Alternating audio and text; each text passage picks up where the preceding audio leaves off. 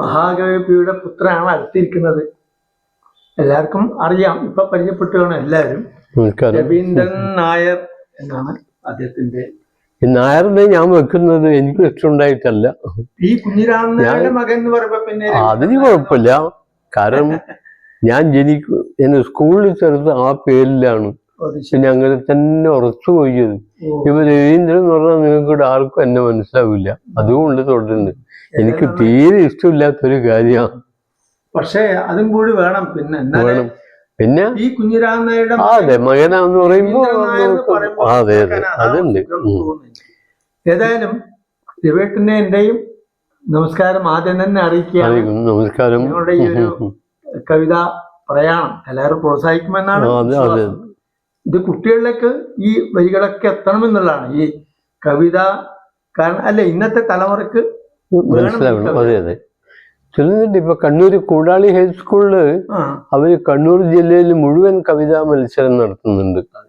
കൊല്ലം തോറും വളരെ ഗംഭീരമായിട്ട് നടക്കുന്നുണ്ട്. പല സ്കൂളിലും കുട്ടികൾ. അപ്പൊ ഞാൻ പറഞ്ഞു ഈ കൊല്ലം മുതൽ നിങ്ങൾ കേരളത്തിൽ മുഴുവനും തക്കവണ്ണം ചെയ്യുമെന്ന് പറഞ്ഞിട്ടുണ്ട്. അവര് ചിലപ്പോൾ ചെയ്തേക്കും. കാരണം അവർക്ക് നഷ്ടമില്ലാത്ത കാര്യമല്ലേ. ഏതായാലും ഒരു സമ്മാനം കൊടുക്കുന്ന 1000, 2000 എന്നൊക്കെ പറഞ്ഞു. ശരിക്കും ഇത് വിദ്യാഭ്യാസ വകുപ്പിനെ അറിയിച്ചാൽ തന്നെ പറയേണ്ടി വരും. നമ്മള് അതെല്ലാം കണക്കന്നെ. അതെല്ലാം കണക്കന്നെ. ഒന്നായിട്ട് നമുക്കിവിടുന്ന് ഒരു പോകാനുള്ളതിന്റെ ബുദ്ധിമുട്ട്, പല പ്രായോഗിക ബുദ്ധിമുട്ടുള്ളൂ. നമ്മള് വയസ്സുമായി. അതെ നമ്മൾ തിങ്കൾ നടക്കുന്ന പോവാം. ഈ പിണങ്ങിപ്പോയ പൊന്മകൻ എന്നുള്ള കവിത ഞാൻ ഉദ്ദേശിക്കുന്നതിൽ ഞാനും കൂടെ ഉണ്ട് എന്നായിരുന്നു ഞാൻ മുമ്പേ കരുതിക്കൊണ്ടിരുന്നത്. ഞാൻ ഒന്നുകൂടെ അത് ഉറപ്പിച്ചത്, ഞാനൊരിക്കൽ കൊല്ലംകോട് രാജാസ് ഹൈസ്കൂളിൽ പോയി. അച്ഛൻ പഠിപ്പിച്ചിരുന്ന സ്കൂള് ഈയങ്കോട് ശ്രീധരൻ എവിടെയുണ്ട്, പിയുടെ സ്മാരകം അവിടെയുണ്ട്. അപ്പോ ഈയങ്കോട് എന്നെ കുട്ടിയുടെ മുമ്പിൽ പരിചയപ്പെടുത്തിയത് ഇതാ മഹാകവിയുടെ പിണങ്ങിപ്പോയ പൊന്മകൻ എന്ന് പറഞ്ഞിട്ടാണ്. അപ്പൊ ഞാനത് കൂട്ട് ഉറപ്പിച്ചു. അപ്പൊ നമ്മൾ മനസ്സിൽ പണ്ടേ ഉണ്ട്. ചോദിച്ചിട്ടില്ല. അച്ഛനോട് ഞാൻ അങ്ങനത്തെ ചോദിക്കാറില്ല. ഞാൻ ആകെ ചോദിച്ചത്, ഞാനൊരു കവിതാ സമാഹാരം പ്രസിദ്ധീകരിച്ചിരുന്നു. അപ്പൊ പിന്നെ ഞാൻ കവിത എഴുതിയിട്ട് ഞാൻ അച്ഛനോട് അക്കാര്യം പറഞ്ഞു. അപ്പൊ അച്ഛൻ പറഞ്ഞു, എനിക്ക് കവിതയുടെ ഒന്നും കാലമല്ല, കഥ എഴുതാൻ നോക്കുന്നു. പിന്നെ ഇപ്പൊ തോന്നുന്നത് വാസ്തവത്തിൽ കവിതയുടെ കാലമല്ല ഇപ്പോ. എന്തൊക്കെയോ ആണ് ആധുനിക കവിത എന്ന് പറയുന്നത്. എന്തൊക്കെയോ ആണ്. ഇതെല്ലാം 2-3 പുസ്തകമൊക്കെ എഴുതിയിട്ടുണ്ട്. കാരണം എന്നെ കാണുമ്പോൾ ആളുകൾ ആദ്യം ചോദിക്കുക അതിലും എഴുതിയിട്ടുണ്ടോന്നാണ്. ഉണ്ട് എൻ്റെ അടുത്ത്. ഞാൻ അമ്മേനെ കുറിച്ചൊരു പുസ്തകം എഴുതിയിട്ടുണ്ട്. അതിന്റെ പേര് ശീലാവതിയായ എൻ്റെ അമ്മ. ആ ശീലാവതി എന്നുള്ള പേര് ഞാൻ കൊടുത്തതല്ല, കവി കൊടുത്ത പേരാണ്. കവിയുടെ കാൽപ്പാടുകളിൽ പറഞ്ഞിരിക്കുന്നത് ശീലാവതിയെ കുറിച്ച് കേട്ടിട്ടുണ്ട്. ഇന്ന് നേരിൽ കണ്ട് അഭിമാനം തോന്നി. നമ്മുടെ ഈ പുണ്യഭൂമിയിൽ ഇന്നും ശീലാവതിമാരുണ്ട്. ഇതാണ്.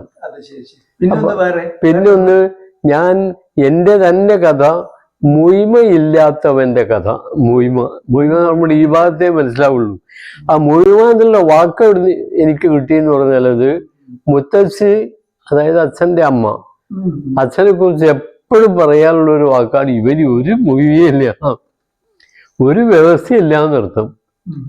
ശനിയാഴ്ച വരാന്ന് പറഞ്ഞു പോയ ഇന്റർവ്യൂ ഉണ്ടായപ്പോൾ പിന്നെ പി കുഞ്ഞിരാമനോട് പിന്നെ ഇന്റർവ്യൂ ഇങ്ങനെ സംസാരിക്കുമ്പോ പി കുഞ്ഞിരാമനായർ പക്ഷെ നാട്ടിലെ ഭാഷയാണ് പറയുന്നത്, നാടൻ ഭാഷയിൽ. അപ്പൊ അവര് പറഞ്ഞു നമുക്കൊന്നും മനസ്സിലായില്ല, പക്ഷെ ഇത് നിങ്ങൾ മനസ്സിലാക്കണം എന്ന് പറഞ്ഞിട്ട് അങ്ങനെ ഒരു എന്തോ ഒരു പറഞ്ഞത്. അല്ല, ഞാൻ മനസ്സിലാക്കുന്നത് പി കുഞ്ഞിരാമൻ നായർക്ക് മലയാളത്തിന്റെ 2-3 ഭാഷകൾ അറിയാം. വടക്കോട്ട് വന്നാൽ വടക്കൻ ഭാഷയാണ്, തെക്കോട്ട് പോയാൽ തെക്കൻ ഭാഷ. അങ്ങനെയാണ് ഈ തെക്കൻ ഭാഷ നന്നായിട്ട് പറയും. അങ്ങനെയാണ് എനിക്ക് തോന്നിയത് പല സ്ഥലത്തുനിന്നും. ഏതായാലും നമുക്ക് കവിതയിലേക്ക് വേഗം കിടക്കാം. അതിനെ കുറിച്ച് കൂടുതൽ പറയുന്നില്ല. അപ്പൊ ഇത് ശ്രീധരൻ ഇങ്ങനെ പറഞ്ഞതിന് ശേഷമാണ് ഞാനിത് ഉറപ്പിച്ചത്. ഞാനും കൂടെ ഇതിലുണ്ട്. കാരണം ഇതിലെ അനുഭവങ്ങളെല്ലാം തന്നെ എൻ്റെ അനുഭവങ്ങളായിരുന്നു. ഞാൻ അച്ഛൻ്റെ കൂടെ കൂടാളി താമസിക്കുന്ന കാലത്ത് പുസ്തകം വിൽക്കലായിരുന്നു എൻ്റെ ജോലി. അന്ന് പുസ്തകം വിൽക്കുക എന്ന് പറഞ്ഞാൽ സാധാരണ സംഭവം ആണ്. വള്ളത്തോളൊക്കെ നമ്മുടെ ഭാഗത്ത് വന്ന് പുസ്തകം വിൽക്കാൻ വരാറുണ്ടായിരുന്നു. ഈ ബുക്ക് സ്റ്റോളൊന്നും ഇല്ലല്ലോ പഴയ കാലത്ത്. അപ്പൊ അത് സാധാരണ. പക്ഷെ അതൊക്കെ ഒരു മഹാനഷ്ട കച്ചവടമായിട്ട് കണ്ടുകൊണ്ട് ഞാനൊരു നിർത്തി. എനിക്ക് ജോലി അന്വേഷിച്ച് വേറെ എവിടെയെങ്കിലും പോയാൽ ഞാൻ അച്ഛനോട് ഒരു ദിവസം പറഞ്ഞു, ഞാനിങ്ങനെ പോകണം എവിടെയെങ്കിലും ജോലി, ഇത് ശരിയാവൂല. അന്ന് എനിക്ക് കിട്ടിയ അടിക്ക് കണക്കില്ലായിരുന്നു. ഭയങ്കരമായിട്ടടിയാണ്. കാര്യങ്ങൾ പറയാൻ തൊക്കെ നീ വളർന്നു വല്ലെന്നും പറഞ്ഞിട്ടാണ് അങ്ങനെ വളർന്നു. ഭയങ്കര എന്ന് പറഞ്ഞാൽ ഭയങ്കര. അങ്ങനെയായി. എണ്ണ തീർന്നു കെടുന്നു പകലൊളി, കണ്ണുപൊത്തു ഇരുട്ടു വരികയായി, പാറുകയാണ് കാറ്റിൽ നരച്ചൊരിക്കൂരതൻ ഉച്ചരോമങ്ങളൊക്കെയും. വിണ്ണിനെ കുറ്റു നോക്കി നിൽക്കുന്നിതാ വിണ്ടു നിൽക്കുന്ന മഞ്ജുമാരൻമിഴി, നാഗസുന്ദര ഗീതികളൂതി ലോകമൊക്കെയും തേടി അലഞ്ഞു ഞാൻ. ഈ കുടിലിൽ വിളക്കായി പരിമതി, പൊൽക്കുളിർ കലയായി മൽപ്രാണനായി കോമള ബാലനുണ്ടായിരുന്നുമൽ എന്നൊക്കെ പറയുന്നതിന് പിന്നെ വരുന്നുണ്ട്. അവിടെയാണ് വരുന്നത്. പ്രേമശൂന്യ ദിശയിലെ ചന്ദ്രനായി ദാരുണമിന്ന പൂർവ്വകഥകൾ ഞാൻ ഏറെ നോവിച്ചു മൽ പ്രിയപുത്രനെ. പൊണ്ണനൻ തടി ഉറപ്പിച്ചു വന്നു ഞാൻ വെണ്ണയും പാലും ഉണ്ണിക്ക് നൽകാതെ എന്നൊക്കെ പറഞ്ഞ് പിന്നെ വരുന്നേ ഉള്ളൂ കഥകള്. നിങ്ങൾ തന്നെ ചൊല്ലിയത്. എണ്ണ തീർന്നു കെടുന്നു പകലൊളി, കണ്ണു പൊത്തും ഇരുട്ടോ വരികയായി, പാറുകയാണു കാറ്റിൽ നരച്ചൊരി കൂരതന്നുച്ചിരുമങ്ങയും. വെണ്ണിലെ കുറ്റു നോക്കി നിൽക്കുന്നിതാ വിണ്ടു നിൽക്കുന്ന മഞ്ജുമാരിന്മേ, നാഗസുന്ദര ഗീതികളൂതി ലോകമൊക്കെയും തേടി. ഒരുപാട് അലഞ്ഞു ജീവിതത്തില്. ചിന്തതൻ പഴം പായിൽ കിടക്കയാ മന്ദകാലത്തില് ശൂന്യഗേഹത്തിൽ, ഇക്കുടിലിൽ മതി മതി പൊൽക്കുളിർക്കലയായി മൽപ്രാണനായി കോമള ബാലനുണ്ടായിരുന്നു മൽ പ്രേമശൂന്യ നിശയിലെ ചന്ദ്രനായി. ദാരുണമിന്നു പൂർവകഥകൾ ഞാൻ ഏറെ നോവിച്ചു മൽ പ്രിയപുത്രനെ. മനസ്സിലാവില്ലേ? ഏറെ നോവിച്ചു. അതെ അതെ. പൊണ്ണനൻ തടി വീർപ്പിച്ചു വന്നു ഞാൻ വെണ്ണയും പാലും നൽകാതെ, വെള്ളി കൊണ്ടു തളകീല ഞാൻ പൊന്നു കിങ്ങിണിയൊന്നണിയിച്ചില്ല, ചേലിരൻ മകൻ ഊതുവാൻ വാങ്ങിയില്ല, നാലുകാശിനോരോടെ കുഴലു ഞാൻ. കവിക്ക് ഭയങ്കര വിഷമങ്ങൾ ഉണ്ടായിട്ടുണ്ട്. ഭയങ്കര വിഷമം. ഇവിടെ പാട്ട് നിസാറിന് ഓടക്കുള്ളിൽ സാധാരണയാണ്. അതിന് നമുക്ക് ഇഷ്ടംപോലെ സാധനങ്ങൾ വാങ്ങാൻ കിട്ടി. അവിടുന്ന് ചെന്നൊരു പട്ടുകോടകം വാങ്ങിക്കൊടുത്തില്ല, പാർത്തിരുന്നു കദളിപ്പഴഭൂമി പാവി വാങ്ങിക്കൊടുത്തിലി ദേവരെ.